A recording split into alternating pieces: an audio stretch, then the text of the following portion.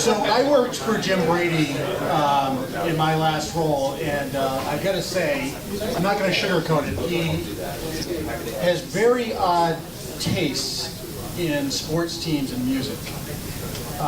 But he's a very good boss, and he's a guy who was around at kind of the beginning of digital news, and he's been involved in leadership kind of at every step of the way.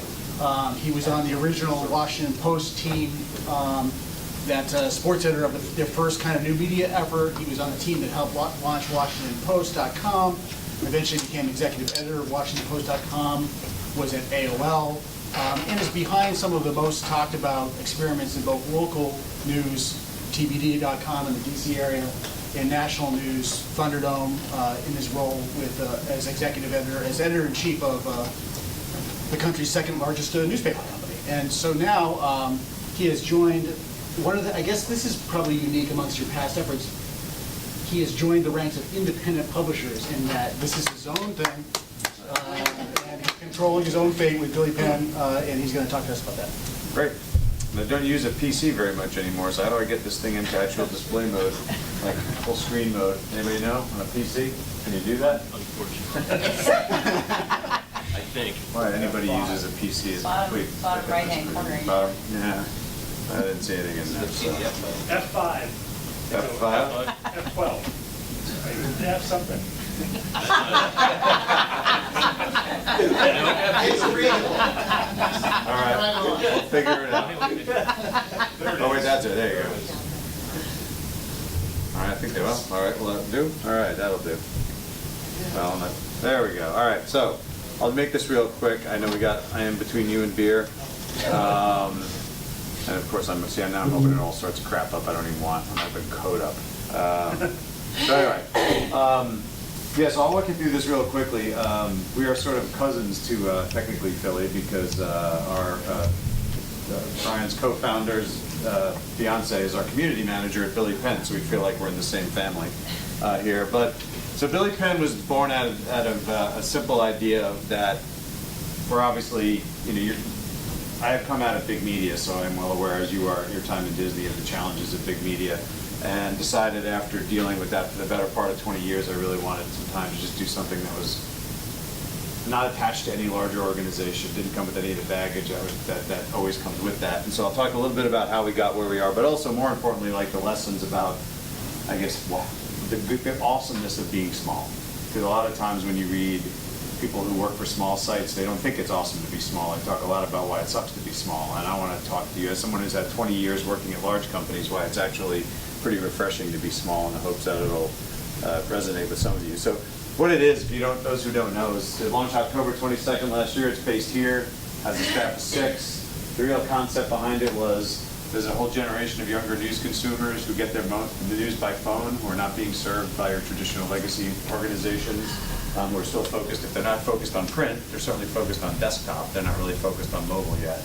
And so we designed it to look better on mobile. We make it, the user interface is very simple. You'll never see a pop-up ad that keeps you from reading anything on mobile. You won't see it on desktop either. But it's very easy to scan through and use. It's focused at 35 and under generation, who likes their news with a little bit more voice and a little bit more how-to and a little bit more of a connection to their day-to-day life. Maybe extremely importantly, it's a one-stop curation shop for Philly news consumers, and this is, to me, like one of the great failures of legacy media is this unwillingness to largely embrace curation, which, is complete mystery to me. Because people say, like, well, why would I do that? Yeah, because there's hardly any companies that have built a business on linking out to other people, like Google or Facebook or Twitter or sites like that. Obviously, they have a function of their own, but they are pass-through, usually to other sites, but they've done just fine with that idea. And we want to be a place people come to when they want to know what's going on in Philadelphia and don't much care who reported the news. They just want to go someplace and get it all on one stream to save them time. Because no matter how good technology gets and Moore's Law and the speed of processing, like we're still going to have 24 hours in a day and 60 minutes in an hour, right? There's some things are never going to change. And if I can save you time by having you come to Billy Penn, scan for 30 seconds and feel like you're caught up, I'm fine with that. I don't need you to spend 30 minutes on my site. I want you to come, have a good experience, and go. The big thing that we're focused on as technically is we really want to make events the primary revenue stream for us, because I am a believer that the CPM ad model for local is just not going to work. In the end, it's just not possible to make enough money off display advertising, pure. Maybe off classifieds you can get some, and maybe off of selling other services, but the pure, just selling a bunch of ads against your traffic, I think is a model that can't work unless you're very unique, because you don't have much control over the CPMs if you're working with networks. Those CPMs could drop $1 or $2 or $3, you know, without you really doing anything wrong. All of a sudden you're making less money on the same page views. And so now you're thinking, all right, my CPM's way down, I've got to generate twice as many page views just to make the same amount of money I was making last month. And that leads you to do things like, you know, pop-up ads or photo galleries, or taking a 5-inch story and paginating it into 4 pages, and you know, doing all these things to make your page views better, which eventually will piss off everybody who comes to your site. So choose your poison. I'm going to gin up page views to make more money, to piss off my readers, or I'm going to treat my readers like they're the king, and I'm going to give them a good experience. If you choose the latter, you have to have another revenue source in addition to ads, and that's why we're doing events. And we've now done about 3 major events, about 15 total. And what we're finding is that advertisers really like the idea of an experience, because millennials, if you look at the research, are very clear about the fact they value experiences over possessions. Like all this research about their mindset is they want experiences. And so what we're selling to advertisers is the ability to access a lot of millennials in Philadelphia for a message that's specific to them. And we just made our largest sale yesterday. We haven't signed the IO isn't signed yet, I guess, but it's for $6,500. And basically it's half advertising and half an event. And that's how we're trying to go out and sell, which is to say we got to sell something other than the page views, because if I'm selling page views, I'm going to have to figure out how to make more of them to make more inventory, and I don't want to be that guy. So I want, you know, this is just I won't go through all this, but the fact that it took me, it's really hard to get the problems with local media and legacy media on one slide. Like it's really But I mean, if you don't know this already, it's useful to know 55% decline in ad revenue for newspapers, but maybe more importantly, a 52% drop in their share of digital revenue in the last decade. So they're not only losing money altogether, they're losing their share in the digital space, which is a good opportunity for us that we can figure out how to do something different than they're doing. It's not much of their pie, and I think any of us who've worked in these big places know that this may be the truest line of the whole thing. If you're working at a newspaper, the debt, the pension liability, unions, culture are actually more in the way of change than almost any of those other things. They're just not that interested in significant change. So TV viewership is down, but the revenue has actually been pretty flat thanks to local elections and Citizens United. A lot of things have actually kept money flowing into their coffers, so they're not quite as driven to change as newspapers are. In radio, it's 4% of their overall revenue is digital, so there's just not a whole lot of push right there for them to move to digital as fast as newspapers. So to me, the landscape's wide open for somebody to come in and you know, to sum up, they're just not structured or oriented to serve the local news consumer of the future, in my opinion. So some may disagree, and some have. When I put that slide up at another conference, I was like booing. But hey, it's not like I didn't work in them for 20 years. It's not like I don't have some experience in that. Why Millennials? For those who don't know, biggest boomer. It's the biggest demo in the country now. But I think maybe most importantly to me is that they consume media so differently than people over the age of like 40, 45. That the idea that you're going to have a strategy that's going to appeal to a 25-year-old college student and 55-year-old print reader out of the same newsroom, it's just no shot. They're just so different. The devices are different, the format's different, the tone is different, the consumer's relationship with news is different. This one really, you know, and 34.5% of 18 to 24 say they get their news from online-only news sites. Not the websites of traditional news media, but of actually from online-only news sites, which to me is just a sign of where those readers are going to be and why we have an opportunity to get them. Why mobile is now more mobile traffic than desktop traffic. I think the last bullet here is the one that's, or the second to last one's the most interesting. That 93% of millennials think that the smartphones are on the list of the most important things to own, which is 2% more than toothbrushes and 6% more than deodorant. So if you run into a really yellow-toothed, stinky millennial, they probably still have a phone. So, and lastly, this last bullet was this, which is actually Q3 2014. Time spent on mobile devices surpassed television, which was always viewed as like the untouchable. You can't get people spending more time doing anything than watching television. And look how far that came in just 2 years, 10 quarters. Went from 109 to 177, while TV stayed flat, literally. So So that's why we're doing it, and for those, a lot of people ask why Philadelphia. It doesn't seem like the most millennial city, but it's had one of the biggest growths of millennials in percentage basis, up to 26% now from 20% 5 years ago. Ranks third in the U.S. in percentage of young city dwellers, behind D.C. and Baltimore. And so they just made it a very good opportunity to come, and there's really no other site in Philly focused solely on young demographic surroundings. So that is that. So the bigger part of it is just how to be David, right? So I've been the guy with the shield and the big thing before, and that's why I always laugh when people say, "Oh, it must be so great to be in one of those places with so many resources," and you just laugh because you're like, yeah. David dies. I mean, Goliath dies, if you remember, or he doesn't win this battle. So why is that?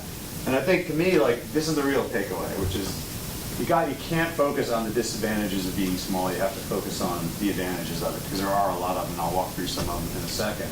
And I think you should focus on how big your competitors are, but only on the limitations that come with that. I think it's an old, tired metaphor maybe of the ocean liner and the speedboat.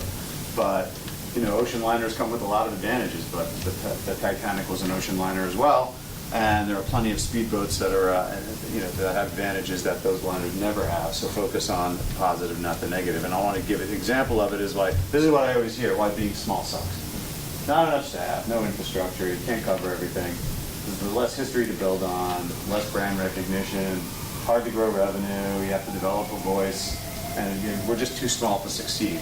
So, or I would say, by being small rocks. Not too much staff, because that's every newspaper in the country has too much staff right now. They can't support what they have, and they're just going to keep trimming for the next 5 years, and that sucks the soul out of an organization when you have to keep cutting and cutting and cutting. You have less overheads. You don't have as much stuff, but you're not paying for as much stuff either. That's good. You can cover anything. You know, you don't have to cover everything if you're the size of the people in this room. You just pick what you want to cover. You don't have to be comprehensive. I'll give my argument that you don't have to be. Others may argue. But I feel like with the staff sizes of most of the people in this room, you can't be everything, so why don't you just use your people against anything you want? You have less history to overcome in a lot of ways. A lot of big news organizations and cities are not really beloved by their audience, especially not really beloved by advertisers either, who've been paying really crazy rates for the last 20, 30 years that they wouldn't mind spending their money with somebody else. You have complete ability to define the brand, which I think is a great opportunity. Yeah, you don't have a huge amount of revenue, but at least you're not facing the implosion of your existing revenue, which, like the staff, is the thing that just beats down on these papers every single day. There's no limitations on your voice. You can make your voice whatever you want it to be, and you don't have to stay within the strict confines of what your traditional journalism voice is. And you're not big enough to fail. You might be too small to succeed in your mind, but you're certainly not so big that you're going to have this cataclysmic collapses that you're seeing around the industry right now. So to me, it's a better thing. It's a good thing, not a bad thing. So this quickly, and then we'll get to drinks and questions if there are any. But there's like 7 quick tactics that we've used for Billy Penn. This is not specific to everybody in the room. This is the stuff we talk about internally. Is do not chase the stories everybody else is chasing. In a city of this size, if there's a huge, let's put Amtrak aside for a second, and I'll get to that.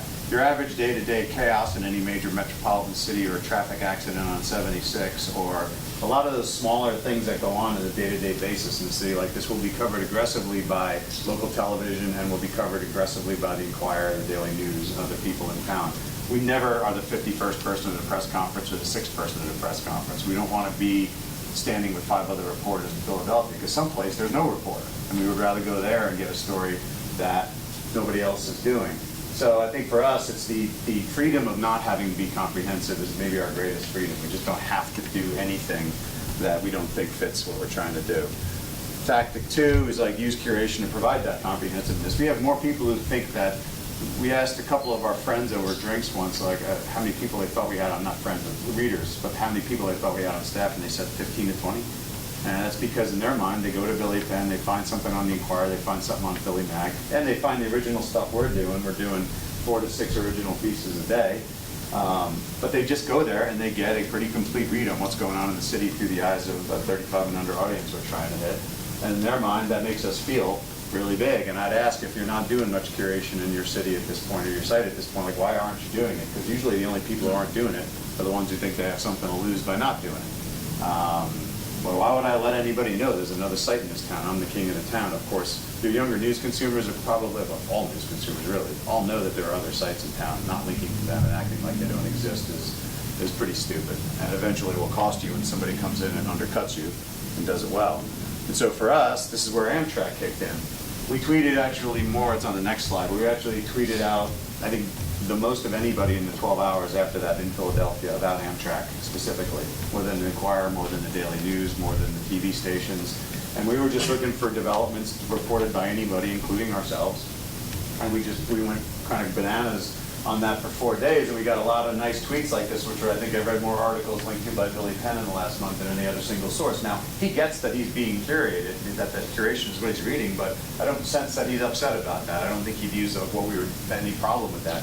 And I should say, by the way, we are believers in straight out curation. Paul knows this, but we blink straight out. We don't rewrite your story in 3 graphs and give a link at the bottom so we can steal some page views along the way, because I don't have a big enough staff to do that, even if I thought it was right, and I don't. And then we got a nice call out from Brian Stelter, who's, it's always nice to get a call out from Stelter, has about 8 billion followers, but he listed us first as a local source to follow on the Amtrak thing, and I think that, from that point on, our traffic has been at a different level because we got a lot of people who found us who did not know we were there before. So tactic 3, and again, this is don't get too tied to the routine stories, but more importantly, maybe the second one is think about the long tail of every story that you write. How long do these stories have where they will be valuable to the people reading them? That's partially why I don't want to cover fires. Beyond the fact that covered by a lot of people, a fire that goes out in which there's nobody's injured, that story is not interesting to anybody the minute the last plane goes out. And a traffic accident that there's no fatalities on is pretty much story's over by the time they clear the road.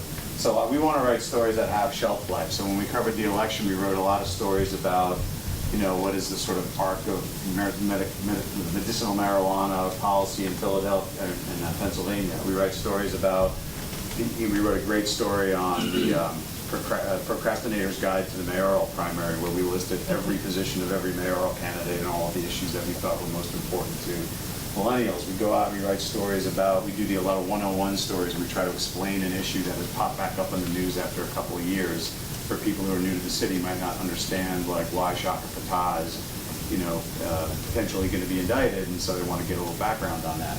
So we try to look at every story, and I even track every day in our metrics what percentage of our traffic comes from stories that we wrote before today.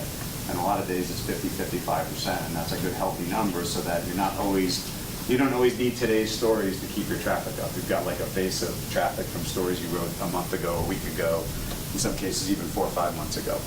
And for us, that's a way to sort of make the staff seem bigger. It seems like I must have read 15 stories Anna Orso wrote today, who's one of our reporters. How busy do you keep her? And I bet you if you went back and looked at those stories, they were from 6 different days. They weren't all written today. They were written over the last couple of months. So, and a couple of things we do on this front are Who's Next, which is where we profile young up-and-comers in different categories around the city. These things are great because they're sort of very shareable. And the joke I always make is 4 days after we launched, I think we did Who's Next in Politics, and we had people on Facebook going, oh my God, I just got named to the Who's Next list by a site I've never heard of before. Literally. It's it was 4 days old. I mean, people could not have known who we were, but they were still putting on Facebook that I made this list. And so every month we do one of these in a different category, and it helps us get the word out and helps us share and all of that. And this is the example of things that continue to get traffic every single day, no matter what. All of these Who's Next do really well. And the same thing, we profile a neighborhood in Philadelphia every week. We talk about literally where its boundaries are, what's the history of that neighborhood, what are the demographics of it, even some good pop culture references if a movie's been shot there or some history has happened there. And again, we make these awesome looking postcards, each old style postcards every week for each neighborhood. Actually sell those in our store. If you're looking for another way to make a little money, is find something cool to design and actually sell it on Cafe Press, which we do. And the goal here is to eventually kind of have a map where the whole city is mapped out, and you can click on any of these things and read up about that neighborhood. Again, another thing that's good long tail in the sense that the neighborhoods aren't going to change so fast that those are going to go out of date. Tactic 4, but when a huge story happens in your backyard, own it. And I think that's, when the Amtrak thing happened, that was one of those ones where we just say, you know what, this one is worth throwing everything at. Because this story was a national story, it was a huge story locally. I credit this to brilliant management on my part, but our product manager was on the train, so it was just she happened to be going back to New York after spending a day down here, and she was on the first car behind the quiet car, so she got tossed about 70 miles an hour. And of course, as a former journalist, she immediately started telling us what was going on and sending us photos. So we certainly got an early start on knowing about that story. But I think after that, we really did well on the curation piece of it and finding angles that were different than others. And this is that graph I was talking about before, where we produced about 12 original pieces on Amtrak, and the 3 days after, curated 61 more. And then we just continued to tweet out live tweet press conferences. And we actually went back and checked, and CBS3 tied us. They pulled into a tie at the end of this. But for the most part, we were kind of leading the pack in terms of who was actually tweeting the most. Obviously, the 2 TV stations behind us both did pretty well. But considering the size of the staffs of everybody on that list, I would say, like, you know, our ability to stay at the top or tied at the top of that list was pretty impressive. And I think that we sensed that was a real opportunity. And then 5 is partner with anyone and everyone to get exposure. We partnered with Fox 29 in Philadelphia to do this Ultimate Philly Athlete Bracket, where we just, you know, it's such an easy, fun, simple thing to do. Pick 32 famous Philly athletes and then just have the readers vote every day on which one was the better, greater athlete in Philadelphia. You get a month out of it. You just do a vote kind of every week. You do another round, and we ended up on Fox 29 a lot, just like promoting this and getting that logo sitting up in the middle of their broadcast every morning, which was a nice piece of branding for us. And we got no money out of it. People said, "Why didn't they pay you for that?" It's like, because they're Fox 29. We're Billy Penn, and we're 4 months. At that time, we were 2 months old, and they were Fox 29. So going and asking them for money at that point would have been folly. So you just go there and you take the exposure. And we're going to do another one of these with them on another subject next month. We have a Comcast Every Block sponsorship, where we have these neighborhood pages where you can see what crimes have been reported in different neighborhoods in Philly, updated every morning. And you can actually follow your neighborhood. So if you live in Fairmount and you want to get an automatic email every morning talking about what crimes and what 311 data was called in, you can actually sign up for that and get an update every day. So tactic 6, don't be afraid to do crazy stuff. I think I made this reference before. Don't you stay weird? Which is, if you're the new guy in town, you got to do whatever you can do to get noticed. You know, obviously the journalistic boundaries, but I think you know, don't be afraid of, you know, even if occasionally they blow up in your face and you get a little bad press. I mean, if you're just starting out and you're trying to figure out how to find your way, you know what? There is a little bad press isn't the worst thing in the world, as long as you don't do something that you literally can't recover from. And most mistakes we make are things we can't recover from. And an example of that for us was, like, let's do something really fun. We do a weekly news playlist every week where we recap the week in Philadelphia news and put a song for like 6 different stories, and then make the playlist downloadable on Spotify. So if you just want to discover some music while educating yourself on what happened in the city last week, you can do that. So that's been really popular for us. We do it every Friday now, and that one's been good. This other one we did, which we got a little poo-pooed on from some people, is for the mayoral race. We decided to make emojis of each of the 6 major mayoral candidates, and we got a little bit of grief from some people saying, like, that doesn't seem serious, It's like, why would you do that? It kind of makes it look like you're trying to reach 4-year-olds. And it's like, well, I don't know. I mean, they ended up being pretty popular, because here's the mayor of Philadelphia with his signed emoji. They went to Michael Nutter. He liked it enough that he signed it and took one home. And this is Jim Kenney, likely our next mayor. I mean, technically there's an election, but the Democratic primary in Philadelphia is pretty much the election. And what I loved about this is this was him sending out a tweet saying, "Hey, I'm here to answer your questions on Twitter." He was doing a Twitter chat. And he put this picture up. This was totally accidental that was sitting there, but the emoji we did for him is sitting on his desk right as he's ready to do this, ready to do his chat. So we love the fact that they were popular enough that he decided apparently to get his framed. So we were pretty key. But the bottom line is we got known for a lot, but now the candidates know who we are. They all came in and signed their emojis. We had an opportunity to get to meet them. And when you're a really new site in town, it's hard to get known. And for us, like doing the crazy stuff, we did something not too long ago, if all the mayoral candidates had been in The Wire, which character would they have been? And it's like goofy stuff like that, and people say like, "Oh, this stuff seems kind of silly." You know what though? But that got a lot of traffic and people liked it. And the bottom line is, you can't be afraid to try to have some fun and do something really goofy. And occasionally, maybe you do something that's a little too goofy, but I think it's a lot easier to recover. Describe that again, what you just said. The Wire. Which is like if the mayoral candidates had each been on The Wire, which character were they closest to? And one of the mayoral candidates actually responded by saying he was Manny, wasn't Marlowe, which was interesting because Marlowe was kind of if I recall, a pretty bad guy in that show. So, Who claimed Marlowe?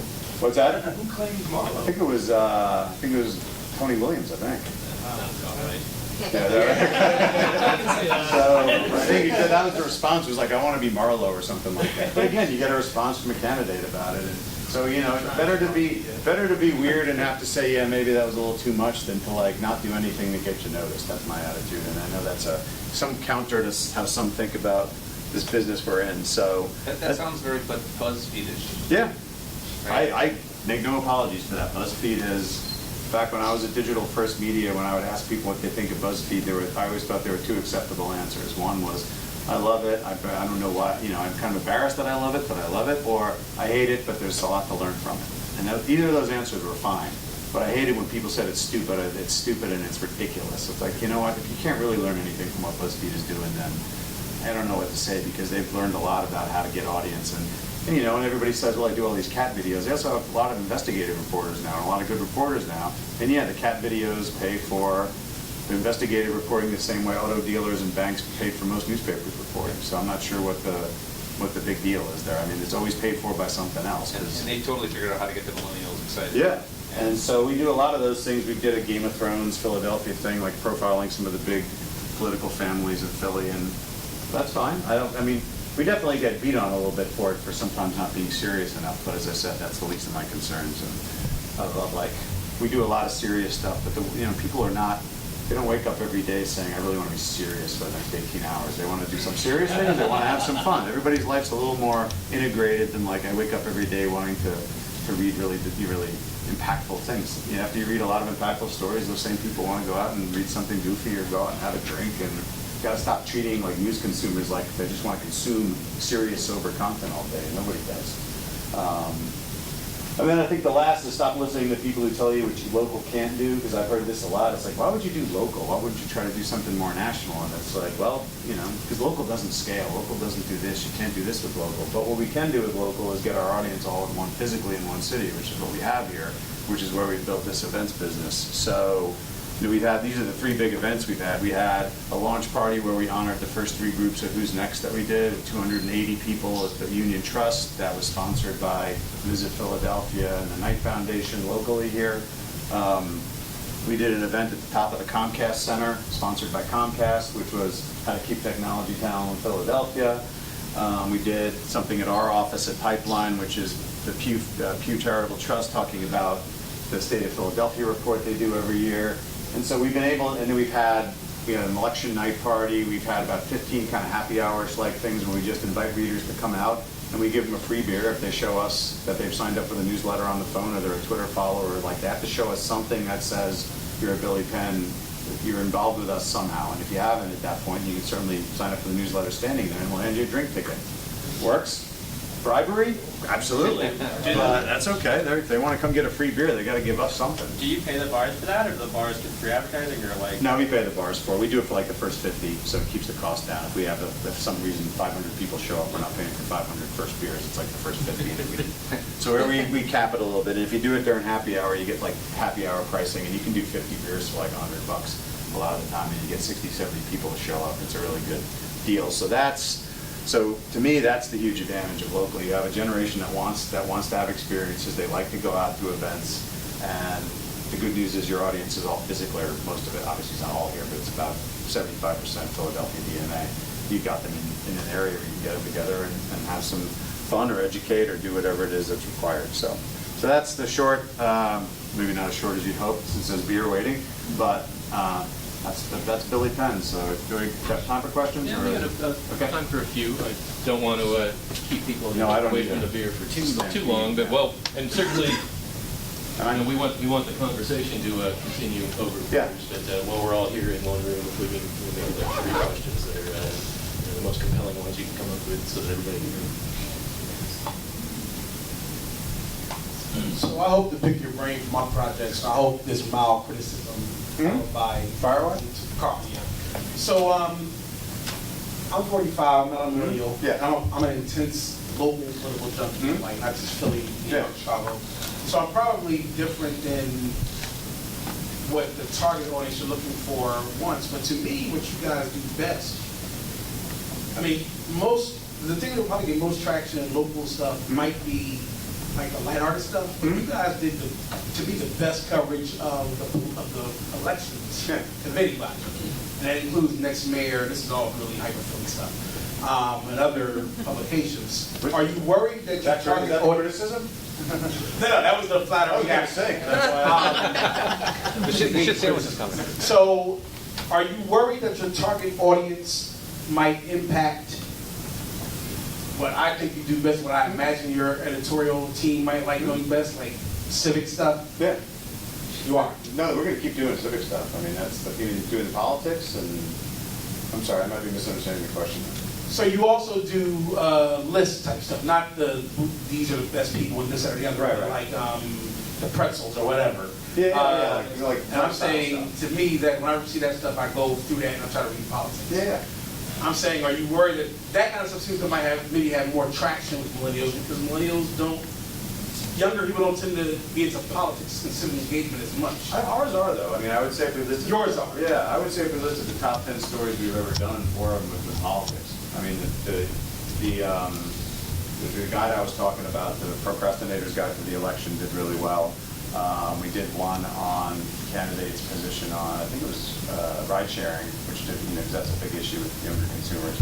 We've had great success with, and obviously some of the stuff like the Game of Thrones stuff. I mean, the thing about the Game of Thrones and the Wire thing is that they all are actually meant to educate you about these candidates, because then you have to explain why this candidate would be the closest to this, and on the way you've actually communicated some information about the candidate. So those things are not totally frivolous. They're sort of an interesting way to get people into the story, but then you actually give them information that's valuable.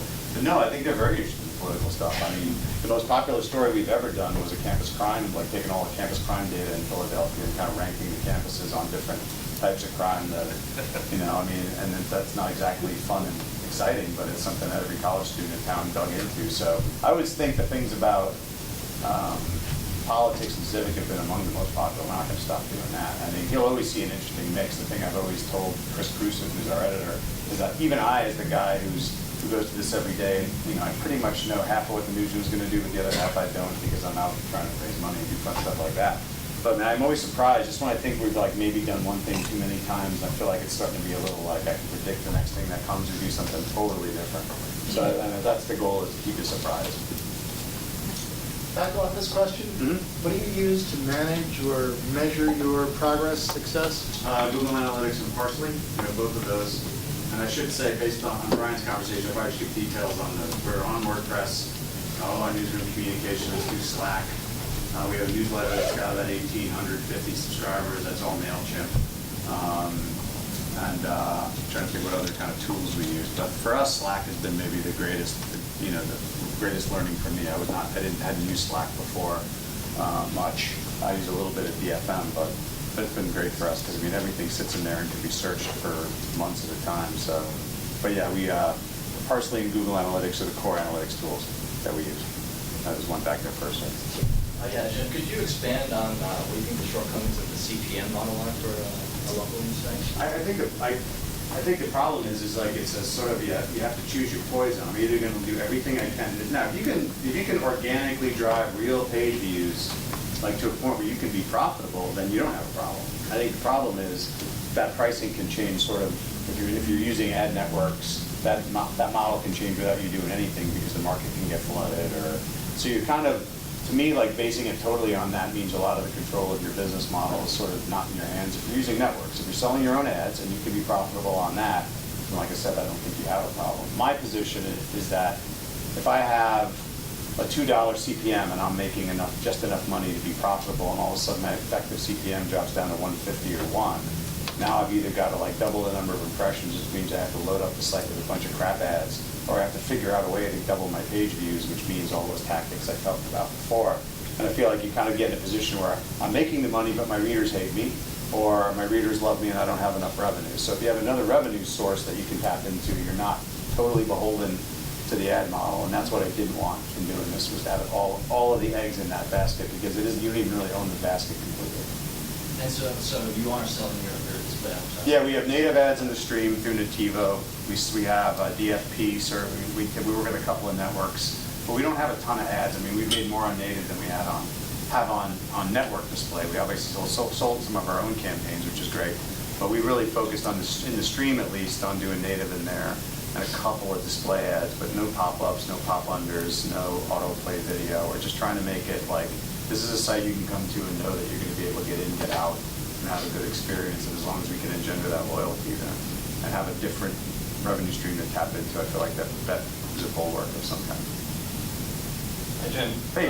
Congratulations on the ad event deal. Yeah. Can you say a little more about, on the event side, what the advertiser is getting? What the advertiser is getting is essentially us putting it together an event in which they'll get to get up and say something, and it'll be promoted as sort of a Billy Penn event with a sponsor, and the sponsor will get an opportunity to get up there and talk a little bit, and then we're kind of jointly coming up with how we work out the theme. They have a theme they want to go after, and we're trying to figure out the logistics around the theme. So our ad person that we hired is also our events person, so she's worked in both in her career. So she's basically sold them the package, and now she's working with them on kind of what is the theme they're trying to go after. And then all they're going to have to do is show up somewhere for an hour and get some free food and listen to a pitch for a little while from an advertiser, and then the rest will run on the site. But everybody we pitched on this idea that, and I'm not going to lie, I mean, because we have the strategy we have with page views, like, I could probably be at 4 times the page views I'm at if I just wanted to do all of those things I don't want to do. But we've kept the site really clean, and by not doing those things, we're pushing it about, right now, 7 months in, about 150, 160K a month. And so even if I sold out every impression on the site for a month, like if I sold 4 or 5 big ad deals, I'm out of inventory. So for us, having the event is a way to say, like, it's a way to make more money without having to sell inventory that you don't have. So in this case, we go in and we say, we have a package for you that's going to be a combination of advertising, and we actually pitched doing 3 smaller events to this particular advertiser, and they came back and said, let's just do one big one. And it's like right smack dab in the middle of the city, and it'll be something that people just out for lunch will be able to pop into. And we've got the facility locked down, and we got that locked down yesterday. So I can't say who the advertiser is yet because I don't want that on Twitter yet, since they haven't signed anything officially. But that's basically how we're going in and pitching it, saying we have and everybody chips in to do the events. The newsroom helps figure out the program, but we have an editorial program for the event. They work it out. Chris, our editor, is usually the moderator if it's an editorial panel. So we just make it up as we go. That's worked so far. I think we've got time for one more question. I have a question about Twitter. Yes. In terms of return on investment, for time spent on Twitter. Talk a little bit about 20% that. of our traffic comes from Twitter. Not 20% of our social, but 20% of our traffic. I don't see that coming. I mean, I have a pretty active Twitter feed. We have about 3,300 followers, and our conversion is like nil. It's just nothing. What we do get a shit ton of traffic is from Facebook. Yeah. I mean, We get about 20% we get 20% of our total traffic from Twitter, 18% from Facebook. But the difference is that for us, Twitter is like a heartbeat. Every day it's pretty consistent. Facebook's a heart attack. It's like all the way up, all the way down, all the way up, all the way down. So some days something takes and we get 4,000 page views from Facebook, and the next day we get 400. Twitter is like kind of a steady everyday thing for us. I mean, we have about 5,800 followers. We're very aggressive on it. I can't speak to the return of your case, but we're a lot of voice, and we retweet a lot of other people's stuff. So we even we take the curation into Twitter. So it's been a huge driver for us. And the way we structure it might be time spent too. Because we have 4 staffers, 4 newsroom, an editor, community manager, 2 reporters, and everybody does 3 hours of curation a day. So literally for 12 hours a day, somebody is like tasked with keeping the Facebook and the Twitter feeds going and looking at what else is being reported in the community. It's not, hey, if anybody happens to see anything in their spare time, throw it up. It's like you're responsible for the feeds during those 3 hours you're on shift. So it's that level of attention that we've set to it that probably help. And I think it depends a lot on your community. So some towns are Twitter towns, and others are way more Facebook. And we're in Tucson is much more on Facebook, and Twitter is not really a big. Yeah, Matt can speak to that too from the time at DFM. We had some papers where the Twitter following was crazy, and others with the Facebook. And there's like cities that were 10 miles apart would be totally different in terms of who used which platform. So I just gotta figure that out. Thank you. Sure. Very, very much.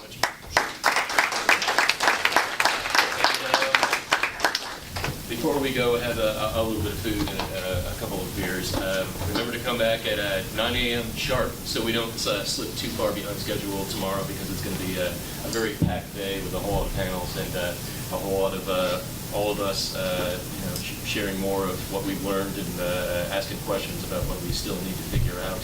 And with that, thank you all very much for coming and sharing so much. Thank you. Right down the hall.